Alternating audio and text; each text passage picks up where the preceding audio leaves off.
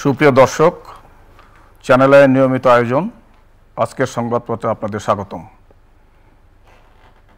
আজকের আমাদের সঙ্গে আলোচনায় থাকছেন সারাদিন ভর রিমালের ভয়াবহ তাণ্ডবের নানা খবরাখবর সংগ্রহ করেছেন, ছিলেন সারাদিন সরকারের নানা কর্মকাণ্ড ভবিষ্যতে কি করবেন সেই সচিবালয়েও তিনি ছিলেন।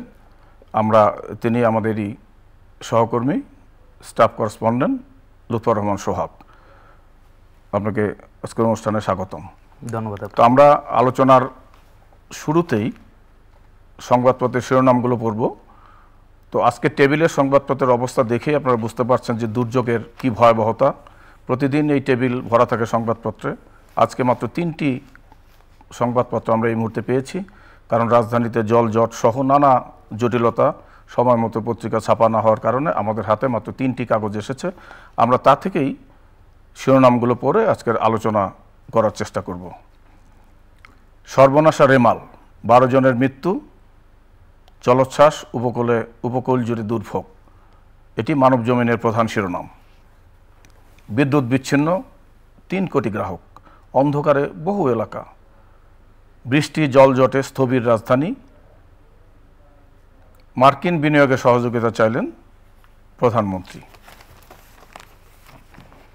আজকের পত্রিকা, 1.5 লাখ ঘর বিধ্বস্ত, মৃত্যু 12, বিদ্যুৎবিহীন প্রায় 3 কোটি গ্রাহক, 19 উপজেলা নির্বাচন স্থগিত, এটি সবগুলো উপকূল এলাকার। তারপর আরেকটি প্রসঙ্গ সবচেয়ে আলোচিত, তদন্ত একই বৃত্তে মিলেনি দেহাংশ, এটি ঝিনাইদহ 4 আসনে আনোয়ারুল আজিম হত্যাকাণ্ড নিয়ে একটি শিরোনাম। চেয়ারম্যানদের সম্পদ বৃদ্ধি, এমপিদের 3 গুণ, টিআইবির পর্যবেক্ষণ। এবার খবরের কাগজ।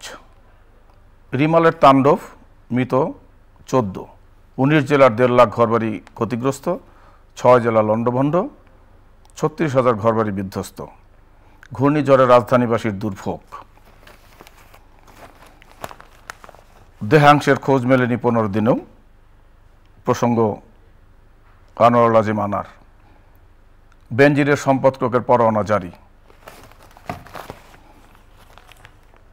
আরেকটি বড় খবর, পানির নিচে বন্দরনগরী চট্টগ্রাম, ঘূর্ণিঝড় রিমালের প্রভাব। তো লুৎফর রহমান সোহাগ, আজকের মূল খবরই হচ্ছে রিমাল, ভয়াবহ ঘূর্ণিঝড় রিমালের তাণ্ডব। সারা দেশই বলা চলে একরকম লণ্ডভণ্ড হয়ে গেছে। রাজধানীতে এখনও বিপুল এলাকা জুড়ে বিদ্যুৎ নেই, সারা দেশেও বিদ্যুৎ নেই। তো এই অবস্থার মধ্যে আপনি সারাদিন আজকে ছিলেন সরকারের মন্ত্রীরা এবং সরকারের অন্যান্য যারা আছেন তারা কি প্রস্তুতি তারা নিয়েছিলেন, কি তারা করতে পেরেছেন, আরও প্রস্তুতি নেওয়া উচিত ছিল কিনা, এবং এই যে ঘূর্ণিঝড়ে ক্ষতিগ্রস্ত রিমালের তাণ্ডবে যে ক্ষতিগ্রস্ত সারা দেশের বিভিন্ন এলাকার মানুষজন, কৃষি যেটি ভয়াবহ আকার ধারণ করবে, কৃষি হচ্ছে প্রধান উৎপাদনের, সেই কৃষিতেও ভয়াবহ বিপর্যয় দেখা দিতে পারে। এ প্রসঙ্গে আপনার কাছে কি কি তথ্য আছে, এই বিষয়গুলো আমাদেরকে বিস্তারিত বলেন। আচ্ছা, যেহেতু রিমালের খবরগুলোই কিন্তু আমরা সব জায়গায় দেখছি, যেটা বাস্তবতা। একটা দুর্যোগ হলে মানুষ নানাভাবে ক্ষতিগ্রস্ত হয়ে থাকে। আপনি যেহেতু পরিসংখ্যানের বিষয়গুলো বলছেন, আমরা সরকারি তথ্যে যেটা দেখতে পেয়েছি, আমাদের তো গণমাধ্যমে এবং আমাদের প্রতিনিধিরাও বিভিন্ন তথ্য দিয়েছেন, কিন্তু সরকারের যে তথ্যগুলি আনুষ্ঠানিক আমরা যেটি পেয়েছি সেটি হচ্ছে আপনার 19টি জেলা কিন্তু ক্ষতিগ্রস্ত হয়েছে। এর মধ্যে প্রায় 38 লাখ মানুষ নানাভাবে ক্ষতিগ্রস্ত হয়েছে। এছাড়া 1.5 লাখ কিন্তু বাড়িঘর একেবারে বিধ্বস্ত হয়ে গেছে। তো এই যে তথ্যগুলো, এগুলি কিন্তু একটা সংখ্যা মাত্র। আসলে বাস্তবতা আমরা এর আগেও দুর্যোগগুলোতে যেটি দেখেছি যে এই সংখ্যার সঙ্গে কিন্তু বাস্তবতার ফারাক কিন্তু অনেক বেশি থাকে। আপনি হয়তো দেখছেন 37 লাখ মানুষ ক্ষতিগ্রস্ত হয়েছে, অথবা 1.5 লাখ বাড়িঘর নষ্ট হয়েছে, কিন্তু এখনও তো একটা দুর্যোগময় পরিস্থিতি চলছে। আগামীকালকেও এখন যে পরিস্থিতি সেটা অব্যাহত থাকবে। এই পরিস্থিতিটা কেটে গেলে আমরা হয়তো দেখব যে এর ভয়াবহতাটা আরও অনেক বেশি হয়তো ছিল, কারণ অনেক দুর্গম এলাকা আছে যেখানে এখন হয়তো সেইভাবে খবরগুলো আমরা পাচ্ছি না, তখন কিন্তু দেখা যাবে এই ক্ষয়ক্ষতির পরিমাণটা আরও অনেক বেশি থাকবে। তো আমি তো শুরু থেকেই এই রিমালের খোঁজখবর রেখেছি, নিজে নিউজ করেছি। তো সরকারের পক্ষ থেকে কিন্তু মানে বরাবরই বলা হয়েছে যে তাদের সব ধরনের প্রস্তুতি রাখা হয়েছিল। তো তারপরেও ক্ষয়ক্ষতি তো হয়েছে। তো ক্ষয়ক্ষতি হয়েছে, এর মধ্যে আজকে যে তথ্যটি আমরা পেয়েছি সরকারের পক্ষ থেকে বলা হয়েছে ইতিমধ্যে ক্ষতিগ্রস্ত মানুষের জন্য ৬,০০০ কোটি টাকা বা প্রায় ৭,০০০ কোটি টাকার মতো খরচ করা হয়েছে।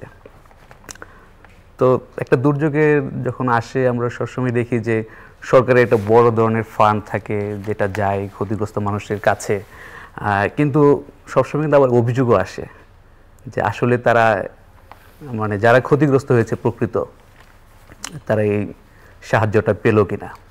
তো আমি প্রথমেই বলবো যে যারা দায়িত্বশীল আছে তাদের উচিত হবে একেবারে মানে সঠিক মানুষটি যেন সরকারের এই বরাদ্দগুলি যাতে পায়।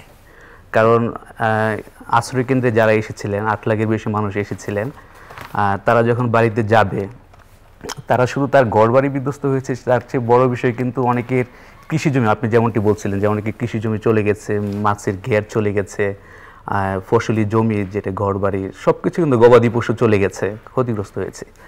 তো এর মানে এই হয়তো 1 দিন 2 দিন 3 দিন আমরা ঢাকায় বসে এই ঘূর্ণিঝড়ের একটা প্রভাব দেখব, কিন্তু উপকূলের যারা আছে তাদের কিন্তু 1 সপ্তাহ 1 মাস 2 মাসেও কিন্তু অনেকেই এই ক্ষতিটা তারা কাটাতে পারবে না। সেই কারণে আমি মনে করি যে সরকারের যত ধরনের সহযোগিতা সম্ভব তাদের পাশে, এবং সেই সহযোগিতাটা যাতে প্রকৃত ক্ষতিগ্রস্ত যারা তাদের কাছে পৌঁছানো সেই ব্যবস্থাটা নিশ্চিত যদি করা যায় তাহলে তাদের ভোগান্তিটা অনেকটা কমে যাবে। আর আরেকটা বিষয় আমরা গত কয়েক বছর ধরে যেটি লক্ষ্য করছি যে বাংলাদেশে কিন্তু দুর্যোগের একটা ভয়াবহতা যেটা বলা হয় যে বছর পর বছর কিন্তু আমরা এই দুর্যোগের মুখোমুখি হচ্ছে বিভিন্ন ঘূর্ণিঝড়, এবং এবারের যে রেমালের যে ক্ষয়ক্ষতির বিষয় আমাদের আগেই সতর্ক করা হচ্ছিল যে প্রচুর বৃষ্টিপাত হবে, সেই বৃষ্টির কারণে জলাবদ্ধতা হবে এবং ক্ষয়ক্ষতি হবে। তো আজকে কিন্তু দুর্যোগ ব্যবস্থাপনা ত্রাণ প্রতিমন্ত্রী সেই কথাটা বলেছেন যে অন্যান্য বারের তুলনায় এবার ক্ষয়ক্ষতি অনেকটা বেশি হয়েছে এবং এখনও প্রচুর বৃষ্টিপাতের সংখ্যা রয়ে গেছে, আগামীকালকেও হবে। এবং আবহাওয়া অধিদপ্তরের পক্ষ থেকে কিন্তু বলা হয়েছে যে পার্বত্য চট্টগ্রামেও ভূমিধসের সংখ্যা রয়ে গেছে। তো এই যে বিষয়গুলো বাংলাদেশের উপর দুর্যোগের যে ভয়াবহতা, এই প্রভাব, এটা কিন্তু বছর বছর বাড়ছে। তো সেই বিষয়ে এবং এবারের এই প্রভাবটা বেশি হওয়ার আরেকটি কারণ কিন্তু যে ঘূর্ণিঝড় এসেছে কিন্তু একটা ধীরগতিতে আসার কারণে বৃষ্টিটা বেশি হয়েছে এবং সেই শক্তি সঞ্চয় করেছি বেশি। তো এই বিষয়গুলোতে আমি মনে করি যে বাংলাদেশ যেহেতু একটা দুর্যোগ প্রবণ এলাকা, এখানে আরও বেশি গবেষণা প্রয়োজন। আরও যদি গবেষণা করা যায় যে কোন কোন এলাকায় ক্ষতিগ্রস্ত হবে, কোন কোন দুর্যোগের মুখোমুখি আমরা হতে যাই, এবং সেই অনুযায়ী যদি আমাদের একটা প্রতিরক্ষা ব্যবস্থা আমরা গড়ে তুলি। আমাদের দুর্যোগ ব্যবস্থাপনা এমনিতেও অনেক দেশের কাছে একটা রোল মডেল যে আমরা দুর্যোগ ব্যবস্থাপনা অনেক ভালো করছি, কিন্তু এরপরও কিছু বিষয় কিন্তু আসে। যেমন আমরা এবারের রেমালেও যেটা দেখলাম যে বহু জায়গায় বাঁধ ভেঙে গেছে।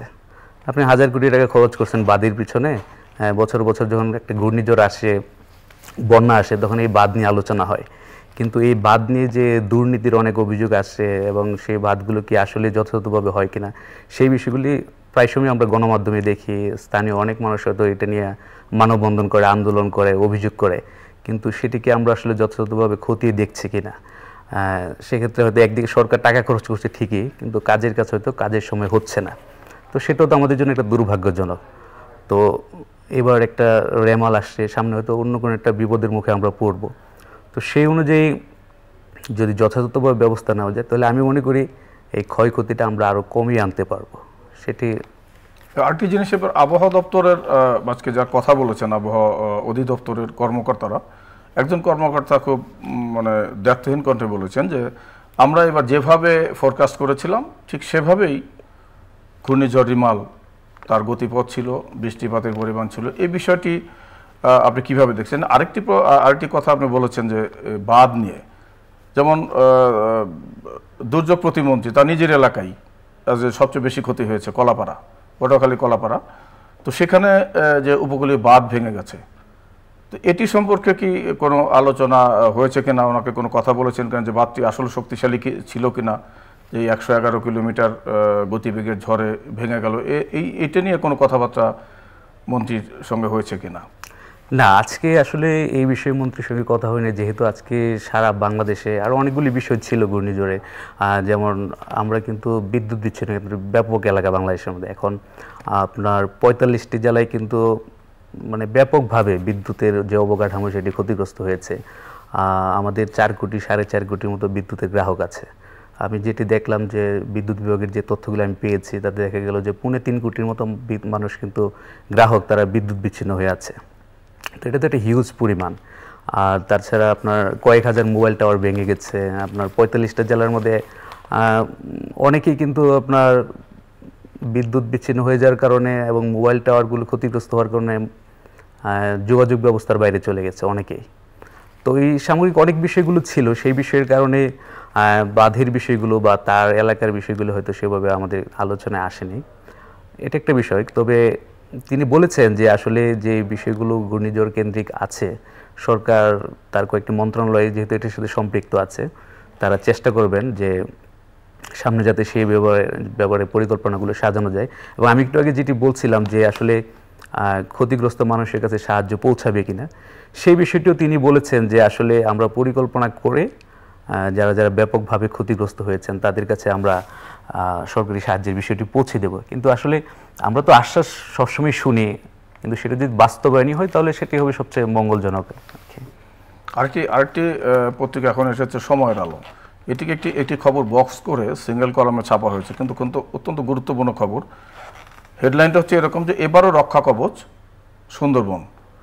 বলা হয়েছে যে এইবার রিমালের যে শক্তিশালী রিমাল ছিল সেটি আরও ব্যাপক ক্ষয়ক্ষতি হতো, জানমালের আরও অনেক ক্ষতি হতো।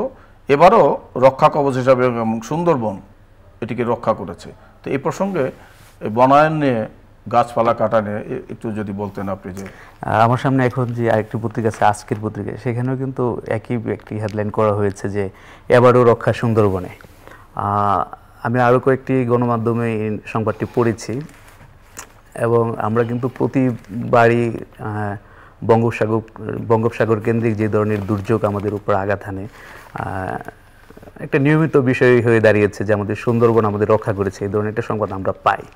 কিন্তু গত কয়েক বছরে বা গত কয়েক দশকে আমরা সুন্দরবন নিয়ে কী কাজ করেছি সেটাও কিন্তু একটা দেখার বিষয়, যে সুন্দরবন আমাদের রক্ষা করছে, আমাদের দুর্যোগের হাত থেকে আমাদের বাঁচাচ্ছে, কিন্তু আমরা কি সেই সুন্দরবনকে রক্ষায় আমরা কি যথাযথ ভূমিকা পালন করছি? যে আমাকে চরম বিপদে রক্ষা করছে, আমি কি তাকে রক্ষা করতে পারছি কিনা? আমরা জানি যে কয়েকদিন আগেও কিন্তু সুন্দরবনে একটা অগ্নিকাণ্ডের ঘটনা আমরা দেখেছি।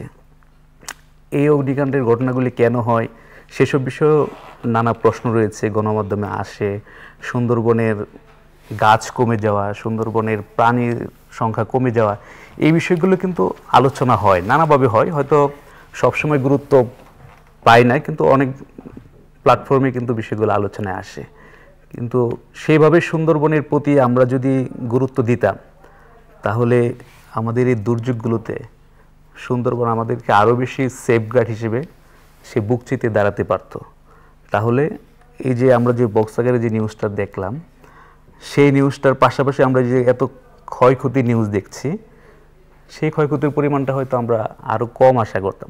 আর শুধু সুন্দরবন কেন, আপনি সারা বাংলাদেশে আমরা পরিবেশ নিয়ে আমরা যে ধরনের কাজ করছি, হ্যাঁ আমরা একটা প্রাকৃতিক দুর্যোগ প্রবণ একটা এলাকায় আছি এবং পরিবেশ বিপর্যয়ের নানা প্রভাব আমাদের উপরে আছে, এবং আমরা এর জন্য উন্নত দেশগুলির উপর দায় দিচ্ছি, যে যেসব দেশে শিল্পায়ন হয়েছে বা যেসব দেশ খুব ভালো পর্যায়ে আছে তাদের একটা ক্ষতির প্রভাব আমাদের এখানে পড়ছে।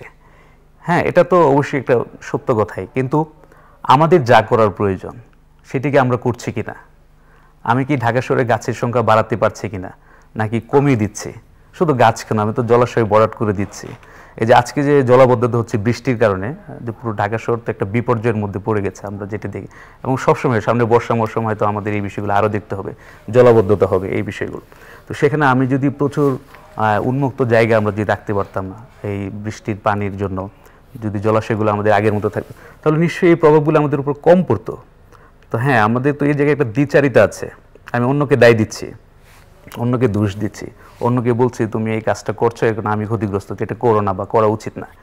কিন্তু আমি কি আমার নিজের দায়িত্বটা পালন করছি কি না, সেটাও তো একটা প্রশ্নের জায়গা আছে। আমি মনে করি এই বিষয়গুলোতে আমাদের আরও সচেতন হওয়া প্রয়োজন। আচ্ছা, আরেকটা বিষয় যে আপনি ঠিকই বলেছেন, আমি রাজধানীতে যে জলাবদ্ধতা অত্যন্ত ভয়াবহ আকার ধারণ করছে, কিন্তু আমরা তো দেখছি গত কয়েক বছর ধরে রাজধানীতে যথেষ্ট উন্নয়ন কাজ হচ্ছে, বড় বড় পাইপ বসানো হচ্ছে, ড্রেনেজ করা হচ্ছে। তো আবার খোরাখুরি, এখন বৃষ্টি নামছে, খোরাখুরিও চলছে। তো সমন্বয়ের একটা বড় অভাব, এক এক সময় এক একজন করে, এক এক বিভাগ এক একজন করে। তো এই প্রসঙ্গে যে আজকাল এই যে বৃষ্টিপাত মানে খুব বেশি না হলেও ঢাকা শহরে জলজট হয়ে যায়, জমে যায়, পানি জমে যায়, রাস্তাঘাটে গাড়ি চলতে পারে না, আটকে যায়। তো এই যে এত উন্নয়ন আমরা দেখছি, যে রাস্তাঘাটে উন্নয়ন হচ্ছে, তো এই বিষয়টা আপনি কিভাবে দেখছেন, যে কেন এত ড্রেনেজ ব্যবস্থা কাজ করার পরেও এভাবে পানি জমে যাচ্ছে ঢাকা শহরে? আজকে 125 মিলিমিটার বৃষ্টিপাত রেকর্ড হয়েছে ঢাকায়। তো সামনে তো বর্ষা মৌসুম, আমাদের তো প্রতিদিনই হয়তো এই ধরনের বৃষ্টির সামনে পড়তে হবে। তো আজকের বৃষ্টিতে আমরা যেটা দেখেছি যে রাস্তাঘাট তলিয়ে গেছে, রাস্তায় গাড়ির সংখ্যা কমে গেছে, যারা অফিসে গিয়েছে, স্কুলে গিয়েছে, তাদেরকে নানাভাবে ভোগান্তিতে পড়তে হয়েছে। তো এই ভোগান্তির, হ্যাঁ, একটা বৃষ্টির কারণে তো একটা ভোগান্তি আছে, কিন্তু যে রাস্তা ডুবে গেল, বিভিন্ন জায়গায় খোঁড়াখুড়ি হয়েছে, সেখানে পুরো পরিবেশটা যাতায়াতের মানে অনুপযোগী হয়ে গেছে। তো এগুলো তো আসলে মানে অপ্রত্যাশিত, কারণ আমরা সবসময় বলে থাকি যে আমাদের সমন্বয়হীনতা বছর পর বছর বলা হচ্ছে। এবং এই যে ঢাকা শহরে যে সংস্থাগুলো রয়েছে, সেবা সংস্থাগুলো, হয়তো একদিন রাস্তা হলো, একটা নতুন রাস্তা, 1 মাস পরে দেখা গেল সেখানে আবার খোঁড়াখুড়ি হচ্ছে, কেটে রেখে যাচ্ছে। তো এটা তো একদম প্রকাশ্য হচ্ছে এই বিষয়গুলো, এবং সেখানে বহু বিতর্কের জায়গা আছে এখানে। কিন্তু কে শুনবে আসলে? তো শোনার কেউ নাই, হয়তো বলছে, গণমাধ্যমে আসছে, কিন্তু ব্যবস্থা তো কেউ নিচ্ছে না, সেটা চলে আসছে। এবং আমি এখন গত কয়েক মাস ধরে দেখেছি যে ঢাকা শহরে খোঁড়াখুড়ি এই যে বর্ষার আগে এখনও চলছে বিভিন্ন রাস্তায়। তো আপনাকে তো সেটা সামনে ভোগাবে, তো সমন্বয়হীনতা না থাকলে তো ভোগাবে। আসলে এখানে একটা পরিকল্পনা নেই, না হলে যে আপনি এত উন্নয়ন করছেন, ঢাকা শহরে যে পরিমাণ উন্নয়ন গত কয়েক বছর হয়েছে, এটা তো মানে অবশ্যই মানে বিশাল ব্যাপার সেবার। কিন্তু সেই অনুযায়ী এই যে ছোট ছোট জায়গায় যদি আমি এই জায়গাগুলি সমন্বয় করে নিতে পারতাম, সব সংস্থাগুলিকে একসাথে নিয়ে আসতে পারতাম, এবং একটি রাস্তায় কারা কাজ করবে, কীভাবে কাজ করবে, সেটা একটা পরিকল্পনা আমরা দাঁড় করাতে পারতাম, তাহলে তো আমাদের এই ভোগান্তিগুলোকে। আরেকটি প্রসঙ্গ, আমাদের সবচেয়ে রাজধানীতে সবচেয়ে প্রিয় চলাচলের মাধ্যম, যানবাহন হচ্ছে এখন মেট্রো রেল। এটি আপনাদের স্বপ্ন ছিল, এখন বাস্তবায়ন হয়েছে। কিন্তু আজকে এই রিমালের তাণ্ডবে ঝোড়া হওয়ার মধ্যে দীর্ঘক্ষণ মেট্রো রেল চলাচল বন্ধ ছিল, এবং এর আগেও কিন্তু পরশু দিনের আগের দিনও রাতে হঠাৎ বন্ধ ছিল। তো এই বিষয়টা আপনি সম্পর্কে একটু, মেট্রো রেল নিয়ে। আসলে আজকে আমি নিজেও মেট্রো রেলে এসেছি। তো মেট্রো রেলে আসার কারণ হলো, যেহেতু রাস্তাগুলোর সমস্যা ছিল বৃষ্টির কারণে, আমার কাছে মনে হচ্ছে মেট্রো রেলে আসাটাই সবচেয়ে ভালো হবে। এবং যেটা হয় যে মেট্রো রেল হওয়ার পরে কিন্তু মানুষের এক্সপেকটেশনটা কিন্তু একেবারে বদলে গেছে। মানুষ চাই একটা সময়টা মেপে যায় যে আমি হয়তো 20 মিনিট আমি যেতে পারবো, সেই অনুযায়ী একটা মানুষ বের হয়।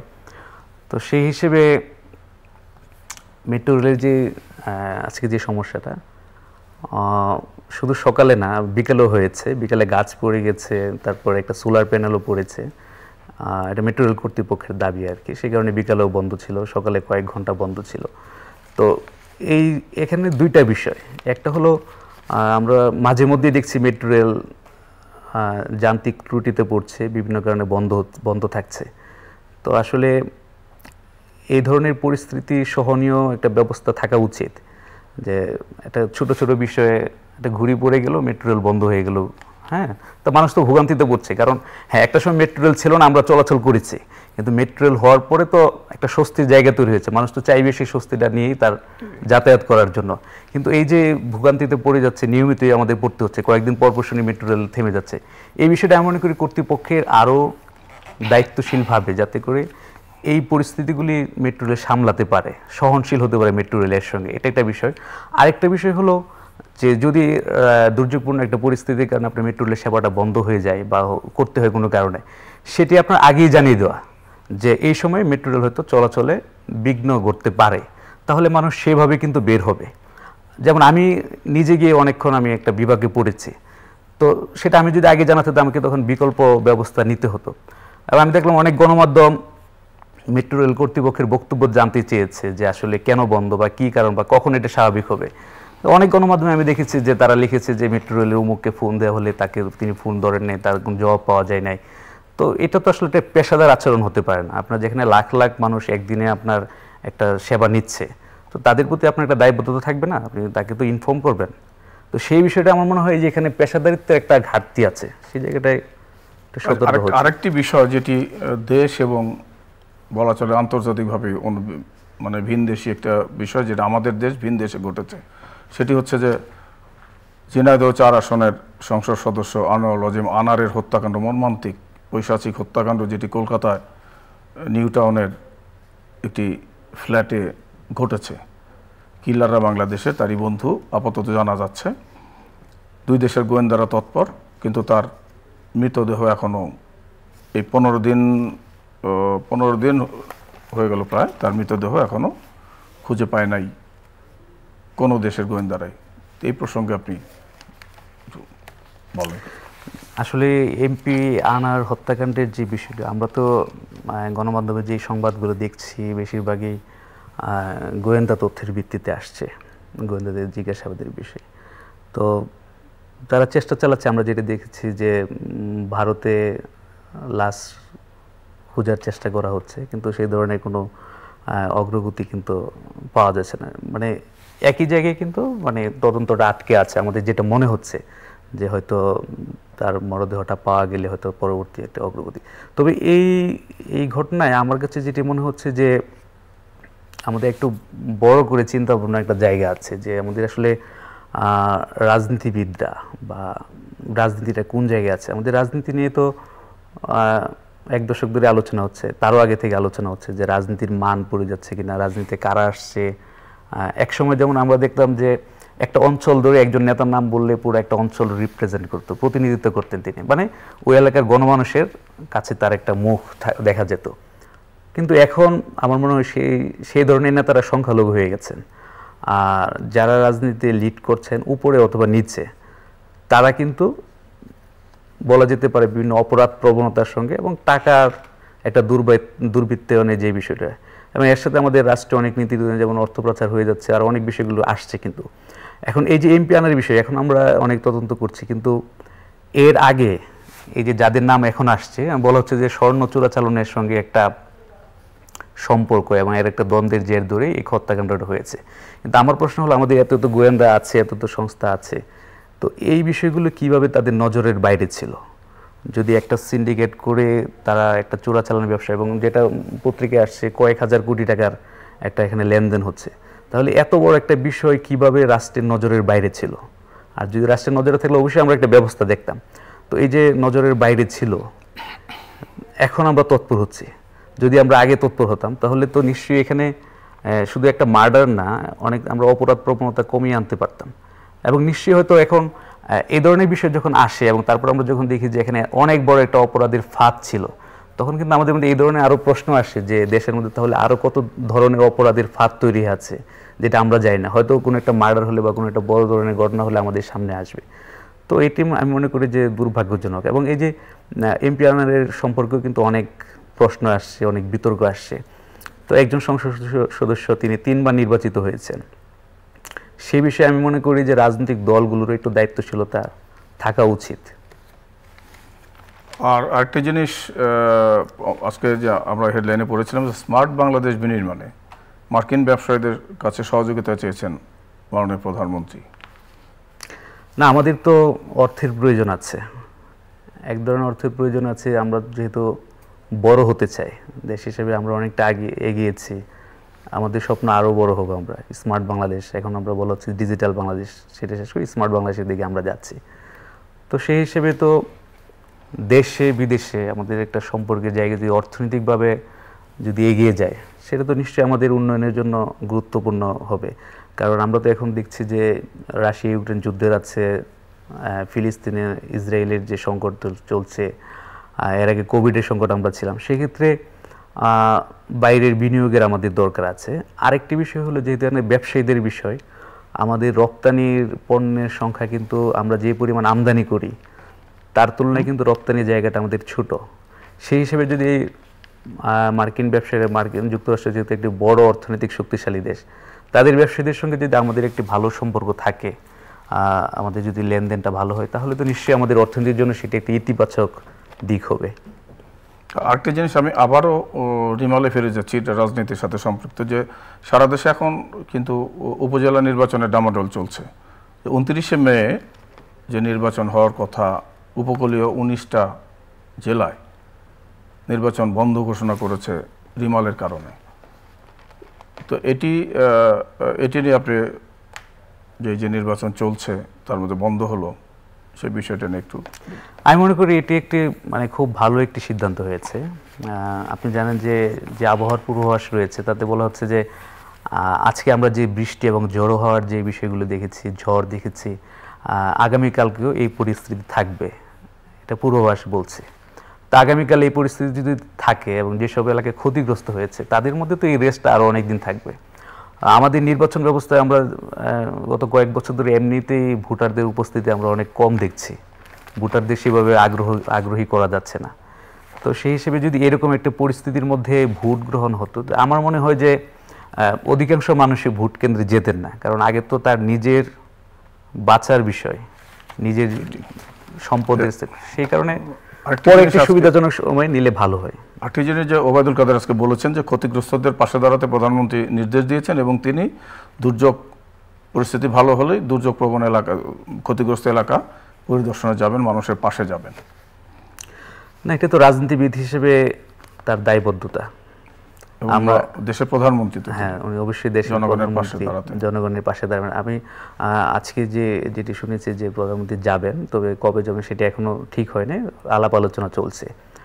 তো প্রধানমন্ত্রী যদি যান, তাহলে তো যারা ঘূর্ণিঝড়ে ক্ষতিগ্রস্ত হয়েছে তাদের জন্য একটি ইতিবাচক দিক হবে। আরেকটি বিষয় হলো যে আমি যে সাহায্যের কথাগুলি বলছি, যেহেতু অনেক মানুষ ক্ষতিগ্রস্ত হয়েছেন, প্রধানমন্ত্রী সেখানে গেলে তাদের অনেক দাবি দেওয়ার বিষয় থাকবে, এবং নিশ্চয়ই প্রধানমন্ত্রী তাদের জন্য আরও বেশি বরাদ্দ এবং তাদের যে সমস্যাগুলো সেগুলির বিষয়ে তিনি মনোযোগ দিবেন। ধন্যবাদ লুৎফর রহমান সোহাগ, আপনাকে ধন্যবাদ। আজকে সংবাদপত্র অনুষ্ঠান এখানেই শেষ করছি। তার আগে সুপ্রিয় দর্শক, রাজধানী সহ সারা দেশে অনেক এলাকা জুড়ে অন্ধকারে আছেন আপনারা, সতর্ক থাকবেন, সাবধানে চলাফেরা করবেন, ভালো থাকবেন। আগামীকাল একই সময় এই অনুষ্ঠানে আপনাদের আমন্ত্রণ জানিয়ে শেষ করছি। ধন্যবাদ।